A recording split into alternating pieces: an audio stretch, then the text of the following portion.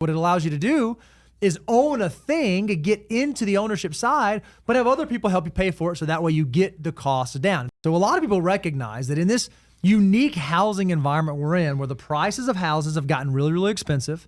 interest rates are not all that favorable right now, somewhere between 6 to 7%. The cost of home ownership has gotten really, really difficult, especially for young people trying to get into their first home. So one of the ways you can get around this, or one of the ways you can try to just get on the ownership side, is by what's affectionately known as house hacking, where essentially I buy a property, but I have someone else come into that property to help me pay for it. This could be buying a single family home and having roommates, buying a duplex and renting out one side of the duplex, buying a quadplex and renting out 3 out of the 4, and then you living on property, on premises as your primary residence. What it allows you to do is own a thing, get into the ownership side, but have other people help you pay for it so that way you get the costs down. What I like about house hacking, and this will kind of lead to the answer too, is that your banks will let you use a primary mortgage interest rate, which is to also get a lower down payment because you're putting the money in. So with all that said, now that I've told you how much I love it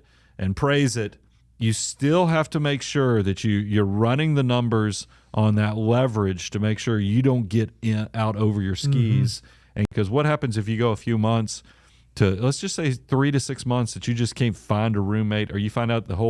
it's a roommate versus it's a duplex. You need to still make sure you're conservative enough that your emergency reserves and your down payment all reflect the risk of the situation. But we absolutely love house hacking. I think it's something that a lot of people should consider if you want to take that step and you don't mind the hassle factor of essentially being a landlord as well.